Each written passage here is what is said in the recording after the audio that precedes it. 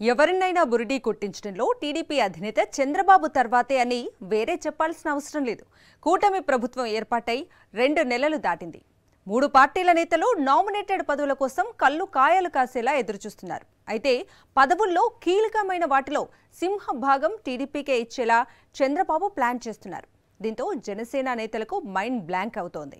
చంద్రబాబు రాజకీయ క్రీడలో జనసేన మరోసారి మోసపోక తప్పదా అనే కామెంట్స్ వినిపిస్తున్నాయి. ఇంతకీ చంద్రబాబు ఏం చేస్తున్నారు? Watch the story.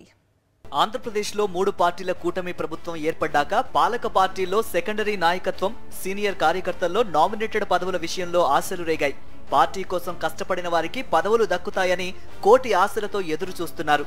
చంద్రబాబు నాయకత్వంలో ప్రభుత్వం ఏర్పాటై 2 నెలలు దాటిపోయినా నామినేటెడ్ పోస్టుల గురించి 3 పార్టీల నేతలు బహిరంగంగా మాట్లాడలేదు. అసలు పదవులు కేటాయించాల్సిన టీడీపీ అధినేత సీఎం చంద్రబాబు కూడా ఈ విషయంలో సైలెంట్ గా ఉన్నారు. చాలా రోజుల క్రితం జరిగిన టీడీపీ పొలిట్ బ్యూరో సమావేశంలో చంద్రబాబు మాట్లాడుతూ వారం రోజుల్లో భర్తీ చేస్తామని చెప్పిన మాట నీటి మూటగానే మిగిలిపోయింది.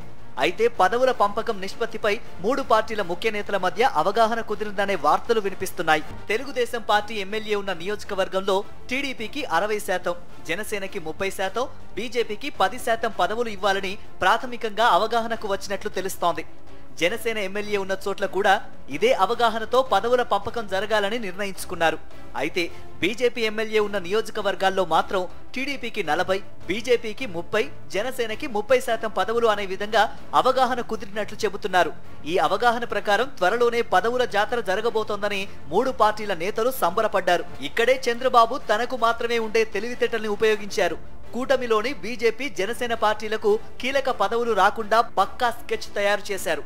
నామినేటెడ్ పోస్టుల్లో నియోజకవర్గ స్థాయిలో ఏ నిష్పత్తిని అమలు చేయాలనుకున్నారో రాష్ట్ర స్థాయిలో కూడా ఆ విధంగానే అమలు జరిగే విధంగా ప్లాన్ చేశారు. అదే జరిగితే అత్యధిక ఎమ్మెల్యే సీట్లు ఉన్న తెలుగుదేశం పార్టీకి 90% పదవులు, మిగిలిన 10%మే జనసేన, బీజేపీకి ఇస్తారనే చర్చ జరుగుతోంది. నామినేటెడ్ పోస్టుల్లో ముఖ్యమైనవన్నీ టీడీపీ వారికిచ్చి మిగిలిపోయినవి, ప్రాధాన్యం లేనివి మాత్రమే బీజేపీ, జనసేనకు ఇస్తారనే టాక్ నడుస్తోంది. ఎన్నికల సమయంలోనే జనసేన ఎక్కువ సీట్లు సాధించుకొని ఉంటే ఎమ్మెల్యేల సంఖ్య పెరిగి ఇప్పుడు నామినేటెడ్ పోస్టులు కూడా ఎక్కువ వచ్చేవని జనసేన నాయకులు చర్చించుకుంటున్నారు. ఎమ్మెల్యేగా పోటీ చేయాలనుకుని పార్టీ కోసం కష్టపడినా చివరికి అక్కడ టీడీపీ అభ్యర్థి పోటీ చేసి గెలిచాడని, అందువల్ల నామినేటెడ్ పోస్టుల్లో అయినా తమకు ప్రాధాన్యత ఉంటుందని జనసేన నేతలు భావించారు. అయితే చంద్రబాబు మరోసారి ఆడుతున్న రాజకీయ క్రీడలో మోసపోతున్నామని ఆవేదన చెందుతున్నారు. నియోజకవర్గాల స్థాయిలో పెద్దగా నామినేటెడ్ పోస్టులు ఉండవు. జిల్లా, రాష్ట్ర స్థాయిలో మాత్రమే ముఖ్యమైన పదవులు ఉంటాయి. కానీ జిల్లా, రాష్ట్ర స్థాయిలోని అన్ని కీలక పదవులు టీడీపీ ఖాతాలోకి వెళ్లిపోయే పరిస్థితి కనిపిస్తోంది.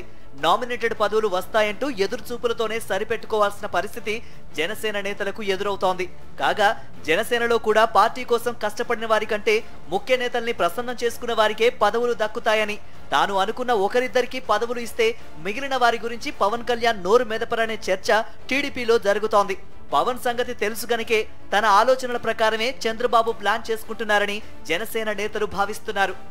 కేవలం పవన్ కళ్యాణ్ మాట ప్రకారమే పనిచేస్తున్న జనసేన నేతలు, కార్యకర్తల్ని చంద్రబాబు మరోసారి బకరాల్ని చేయబోతున్నారనే చర్చ జరుగుతోంది.